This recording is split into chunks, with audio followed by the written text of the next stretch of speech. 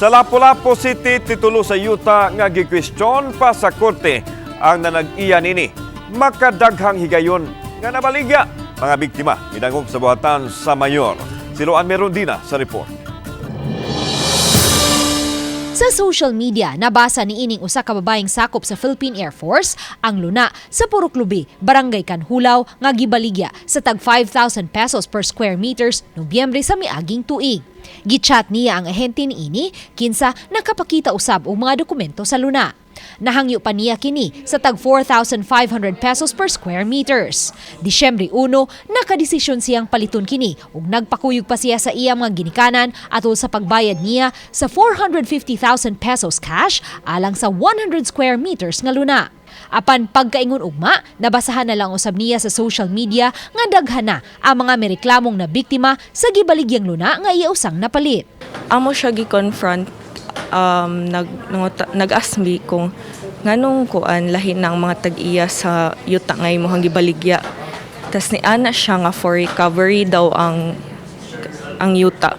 Ga dili daw tumao sila ang owner, sila gid daw ang owner. Nag-abot ang tanang mga biktima sa buhatan ni Mayor Junard Ahong Chan. Lakip usab sa mga nabiktima ang silingan mismo sa suspitsado kinsa nakapalit sa maong luna niadtong tuig 2022 ug hangtod karon wa pa maulii sa 660,000 pesos nga iyang nabayad.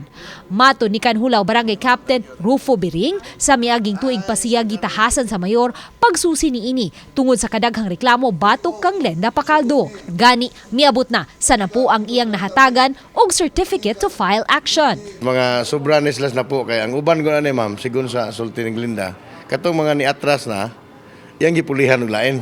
Ano mga bago. Oh. Ulitan ulian na ka.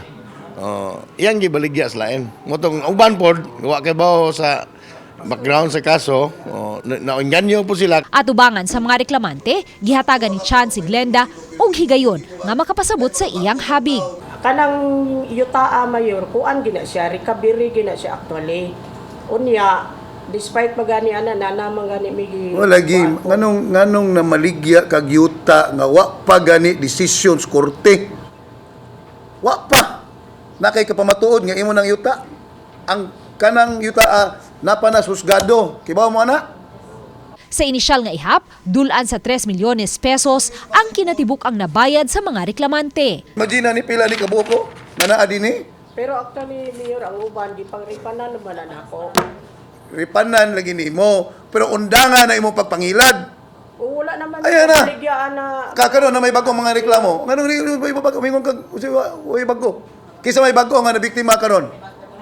Oh, kini. Utas kamot kana. Biktima na. Ha?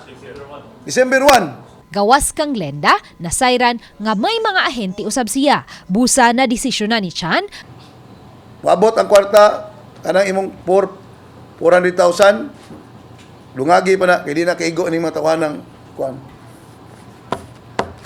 Wa man gini na wala na istoryahon.